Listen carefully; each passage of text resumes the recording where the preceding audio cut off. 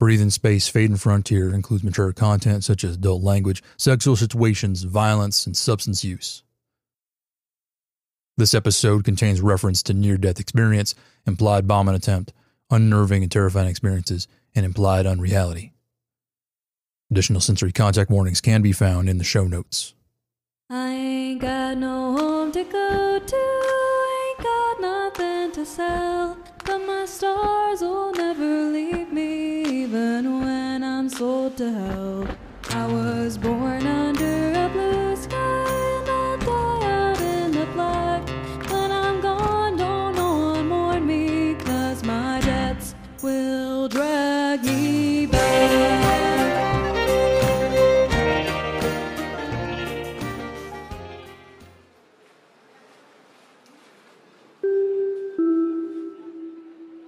Attention everyone.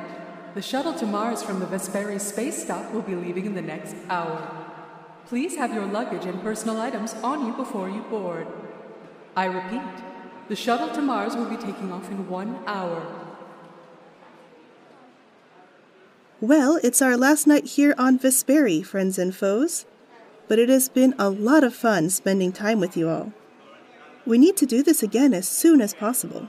Which one of us are the friends and which one of us are the foes? Well, if you don't already know, Lou, I have some bad news for you. I think I know what I am. Hey now, we're all friends here. Don't let Yue's dramatics get to you. Hey, I'm not that dramatic. Right? No. Of course you are, Yue. It's been tough to gather the whole group since we left Venus.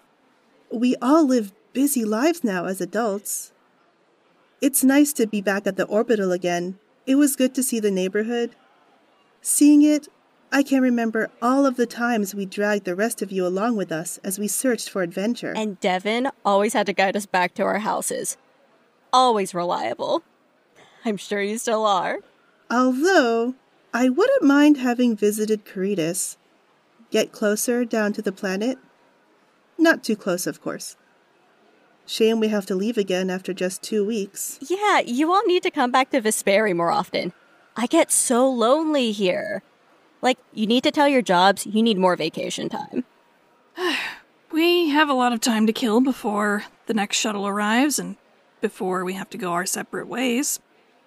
Does anyone have any ways to pass the time? As long as it's not like a card game or anything. They're always so boring without gambling. That's because everyone knows not to gamble with you. You cheat. What? No! I do not cheat, okay? I simply am just... We know. You're just lucky is all. Whatever you say, Mills. Hey, let's not get into a fight. I don't think the station attendants or the other passengers will enjoy it. It is pretty late, and this is the last flight out of Vesperi.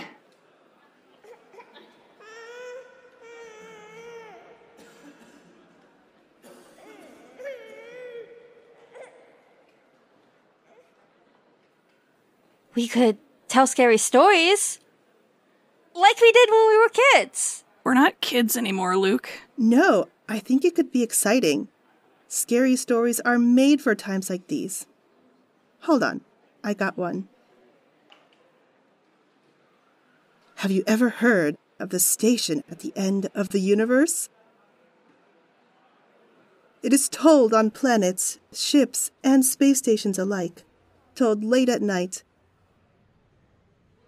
There is no agreement on what this station is like, besides a large, mostly metal structure, or where it is exactly. Some say it's a bright place, cheerful and inviting. Others say it's derelict and in ruins.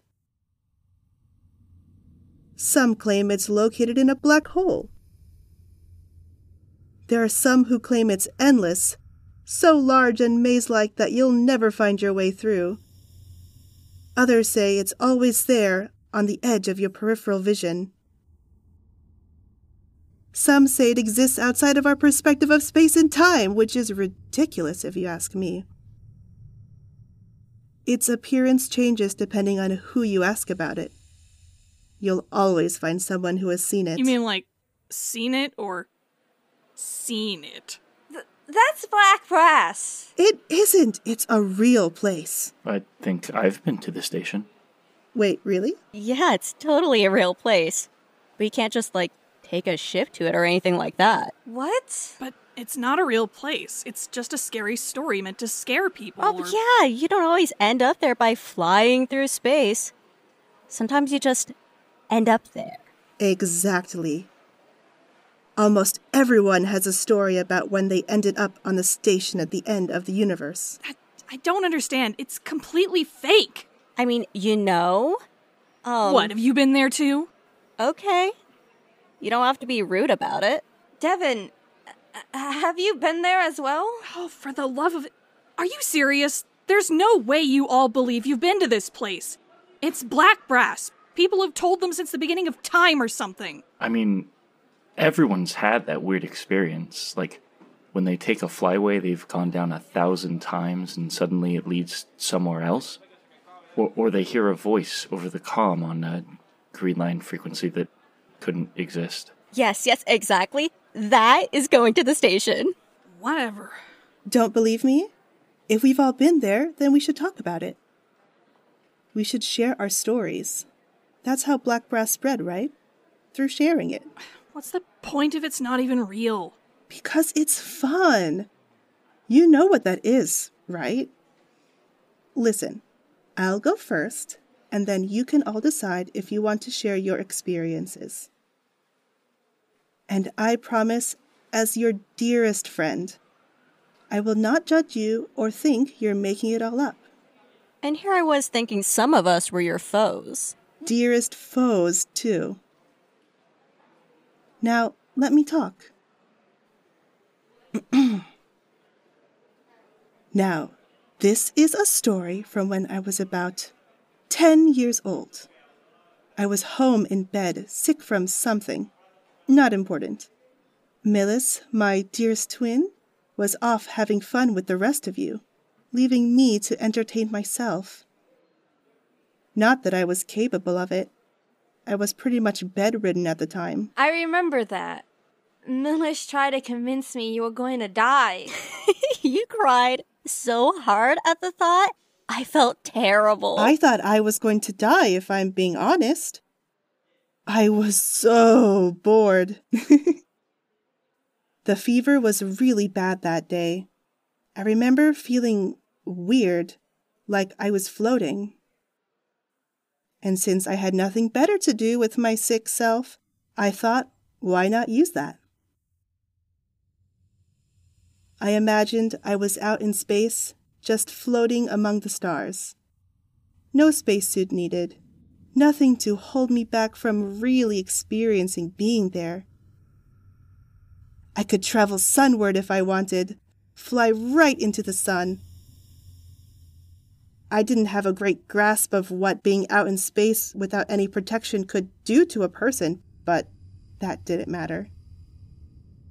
I lost myself in the daydream of floating in the stars, chasing ships, watching planets from below me.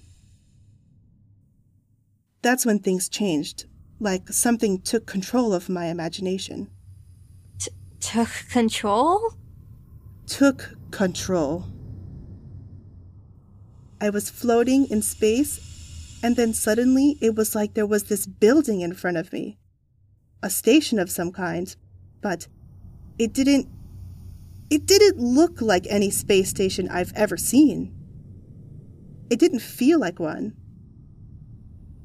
It felt like something had intruded upon my daydream, and I had no choice but to approach it.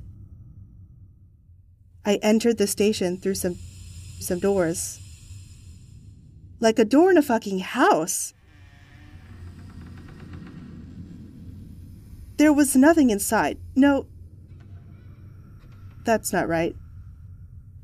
There was furniture, plants, things like that. Like this place has. But it was dimly lit, and there were no people. I wandered through it, and...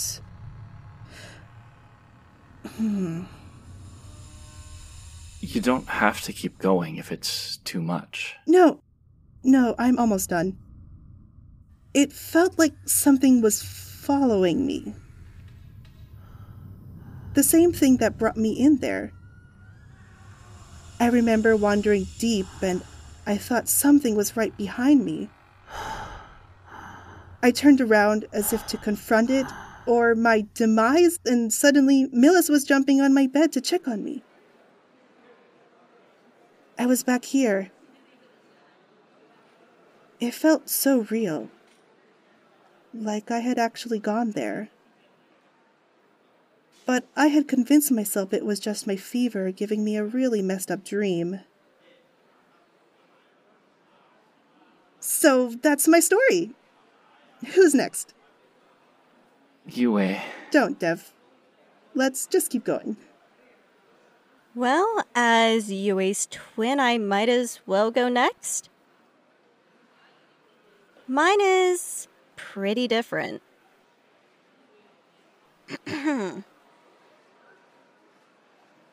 Mine also felt like it was just a dream, but I knew I was awake. This was still back on Venus's bosom. Don't call it that! Everyone calls Vesperi that, Luke. Have you seen the shape of the orbital? Doesn't make it any better. It makes it worse, I think. Fine, Luke. This was back home here on Vesperi. I was out on an errand for our mother. I don't really remember the specifics of what she wanted. I mean, I've never been into shopping. I think I had to be like 17 at the time. Best that I can remember. Yeah. Actually, there's a lot of weird stuff I remember about that day. So I was wearing orange pants that had spilled hot pink paint all over. Devan had just moved away to Ganymede last month. And there's that lingering scent of lavender that always seemed to permeate the settlement no matter what. It was a busy day, though. Like, you think we'd be heading for a sulfur storm. I'm not the biggest person out there, obviously, so it was rough navigating the crowds. I was pushed around a lot, and then suddenly, it was like, well...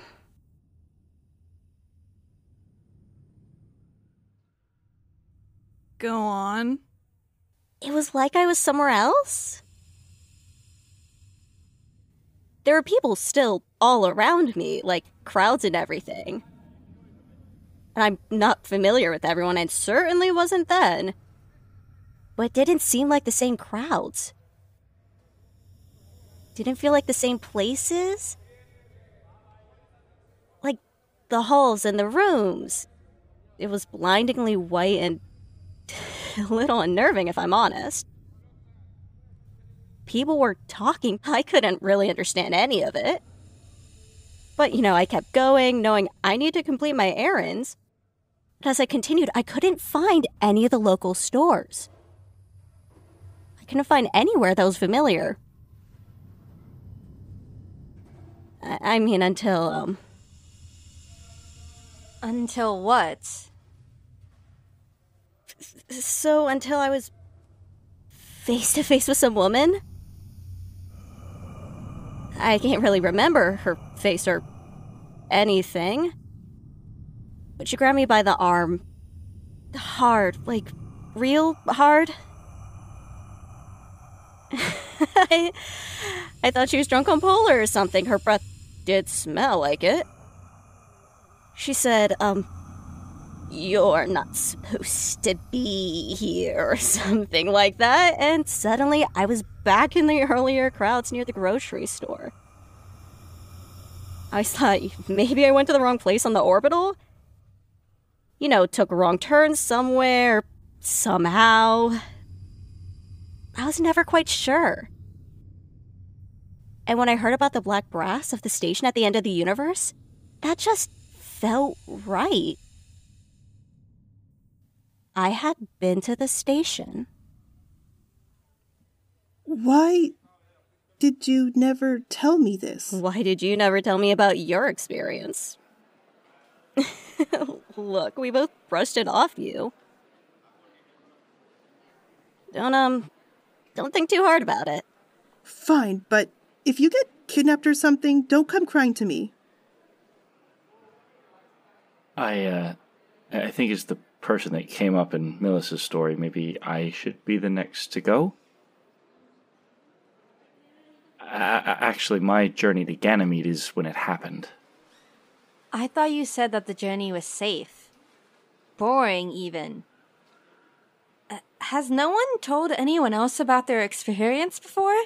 Look, I understand if you all think it's common to just talk about going to the station, but some of us don't want to believe in that crap. Sorry. Ember, don't be cruel. We all had our reasons for not talking about it before.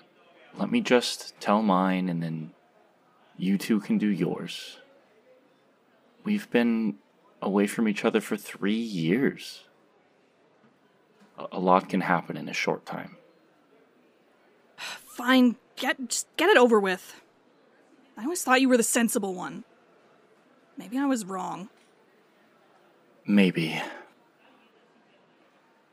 Anyway, this was about 6 years ago, but I still remember what happened pretty clearly. We were heading to Ganymede, me and my family. There weren't any problems with our travel, or at least that was how it was supposed to be. It was a flight we'd taken, several times since my mom was from there. And my parents were going to go back to Venus in a few months.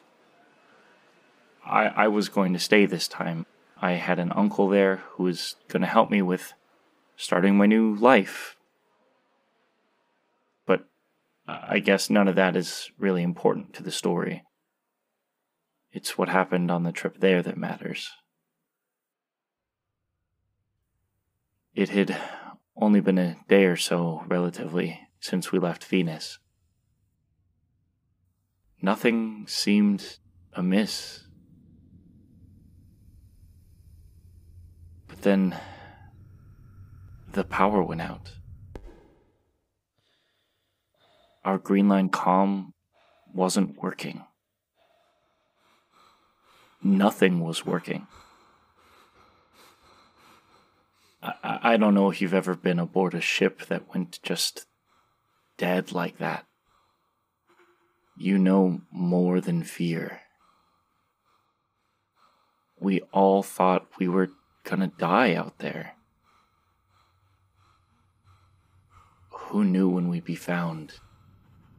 If we wouldn't just be prey for a vulture. And that's when we saw it. A station.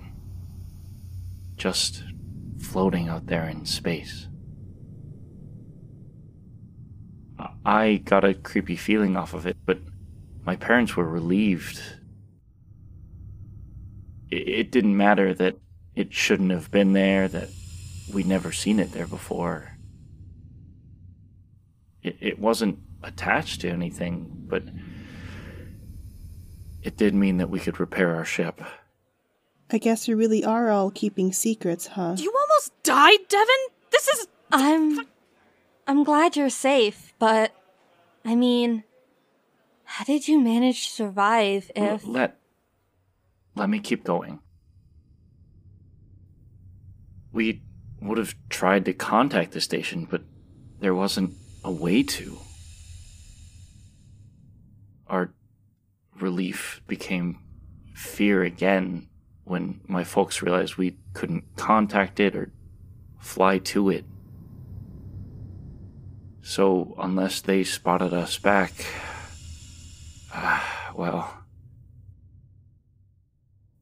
But they did. They did spot us, I think.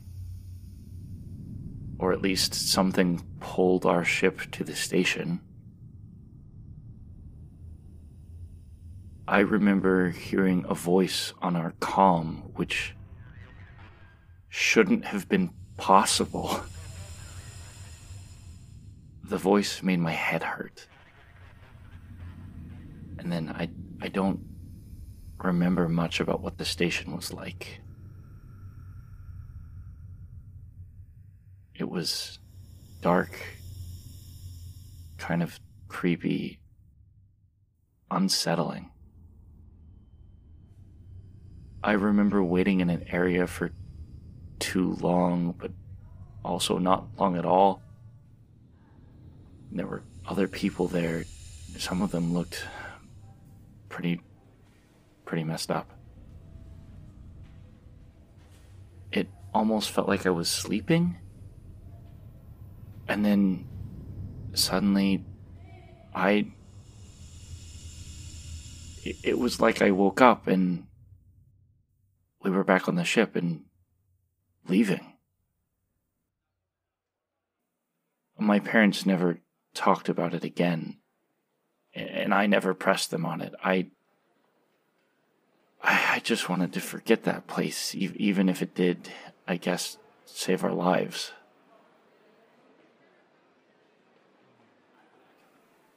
Well, you have the strongest case for it being real so far.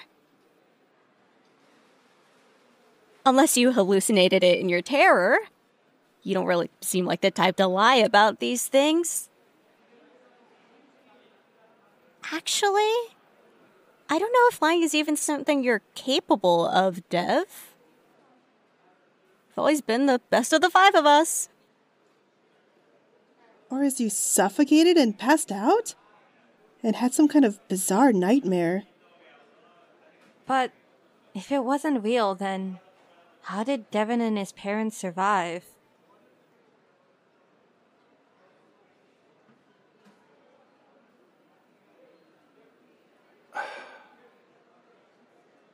I don't know what to tell you all. Everything I experienced that day felt like going to the station. Almost too strange to believe that it was real at all. Like it shouldn't have happened. Like you should be dead! I didn't say that. You didn't have to! You lived and waited until now, 6 years later, to tell us that you could have been lost out in space? Thanks a lot, Devan. I'm sorry. I'm sorry.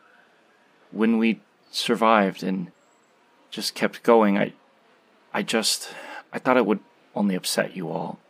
I lived with a weird story about it, but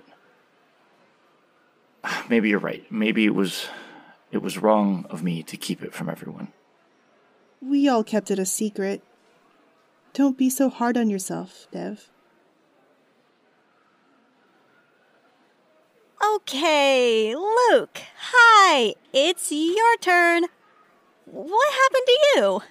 Not Ember? Did it sound like I had something to share? Oh, okay.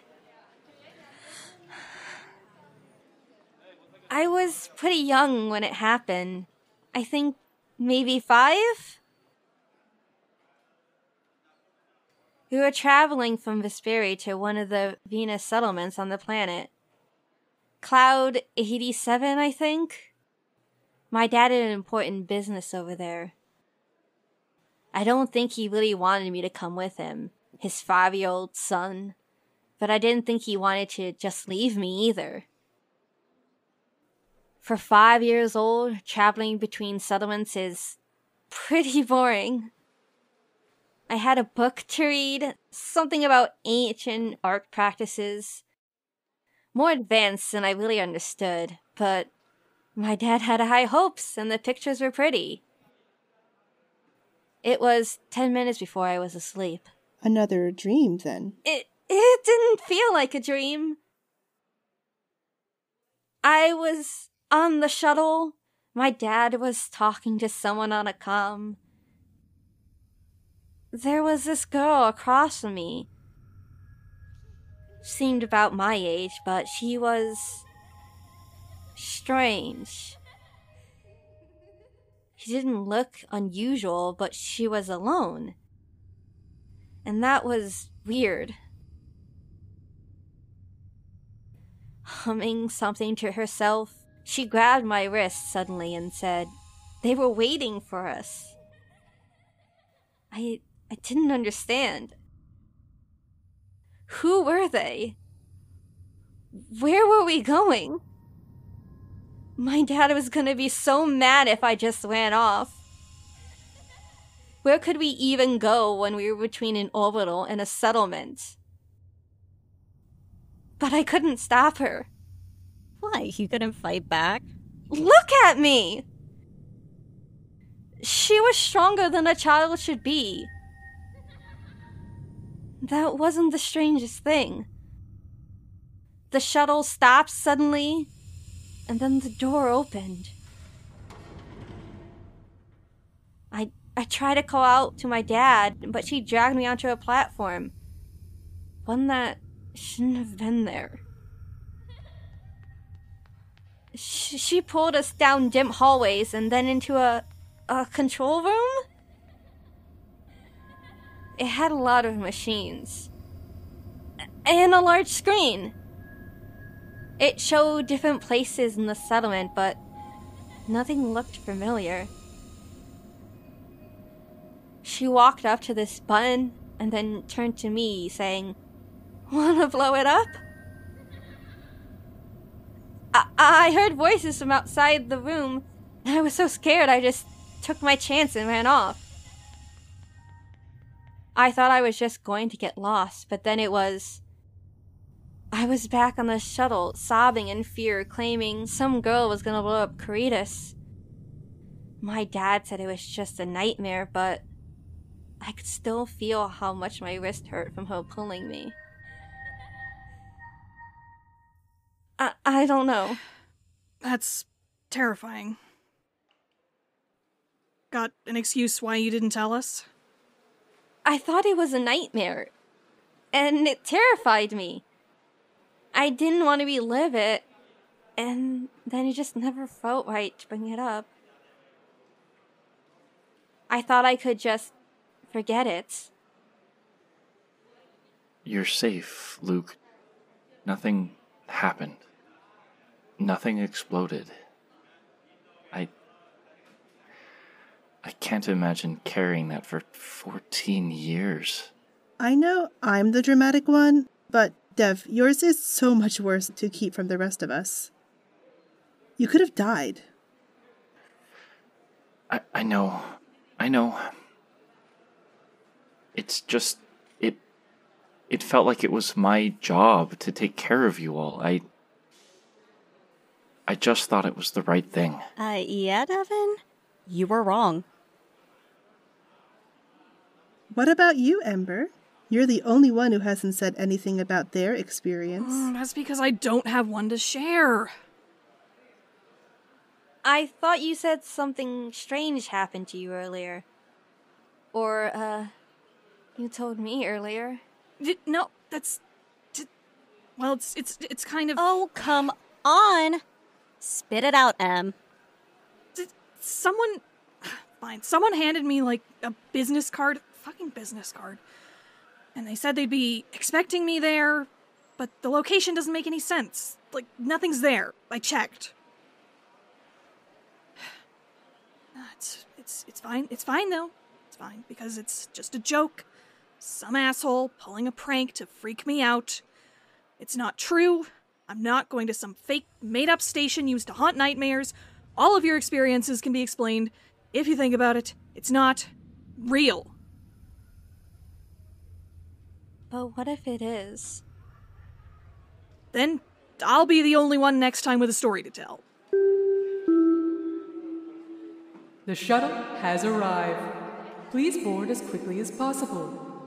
This will be the last shuttle leaving Vesperi Station for the evening. Once again, the shuttle to Mars is leaving.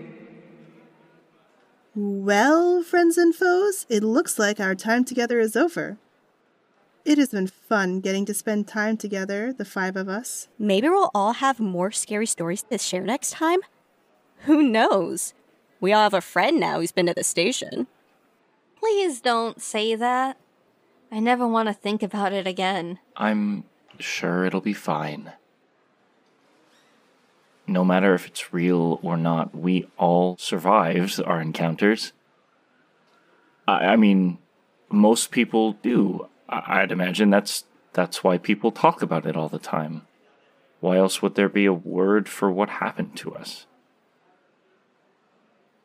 Ember, you shouldn't be scared to... I'm not scared. I'm not scared. It's one more thing we all share now. Connected together, even as far apart as we are. Can't separate this squad. Oh, like the blue string of fate? You mean red? No, isn't red for romance? Blue is for friends. Trust me, it just feels like a friend's color. I guess. We should get going. I can't be late for my new job. Be sure to get us souvenirs from your ranch, Lou. Something cute? Oh, and cool. Like us. Stay in touch, everybody. Especially you, Ember. If a mysterious station doesn't eat me first, sure. Be safe, everyone. I'll miss you. It was fun. I mean, most of it was fun. Not this part. Miss you all until the sun goes out and consumes us all. Still the worst way to say goodbye. And you're still no fun. So long, Venus. Until we return home again.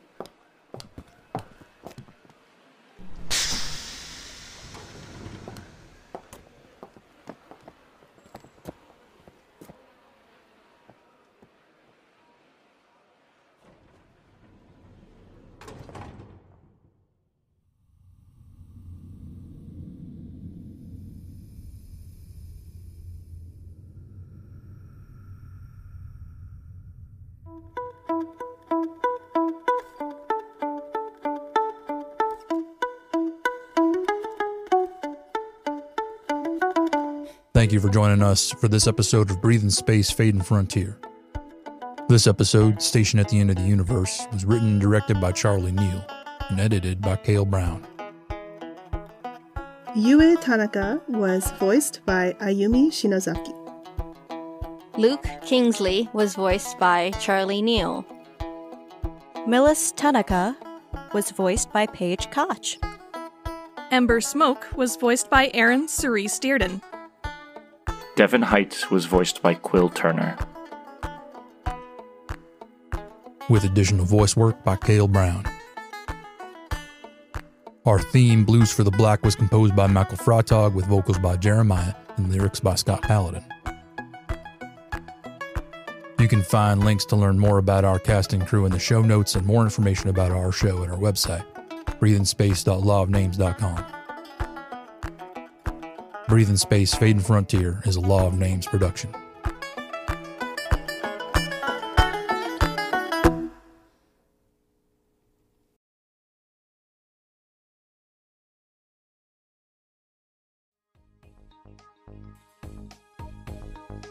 There are few things that bring me greater joy while I'm traveling this vast system we call home than a refreshing beverage.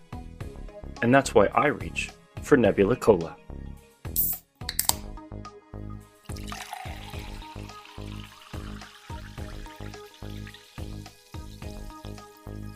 Nebula Cola's expertly crafted formula was designed to boost the mood, fortify the body, and sharpen the mind, using a carefully curated list of proprietary bioprinted ingredients that you won't find in any other commercially available carbonated beverage.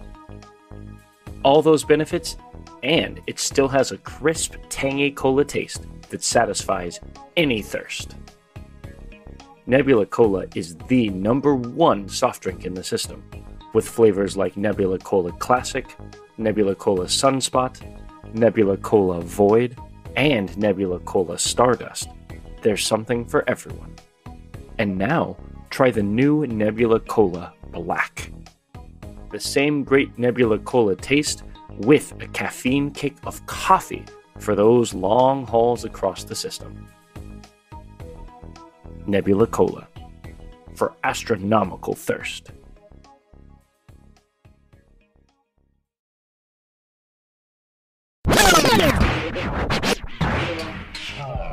Your favorite soft drink just got even better.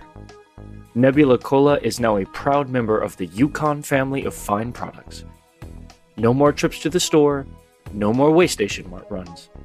Place an order with Yukon and get that supercharged supernova of thirst-quenching power you love delivered to you anywhere in the system in just 24 Terran hours. Nebula Cola, now at the speed of Yukon.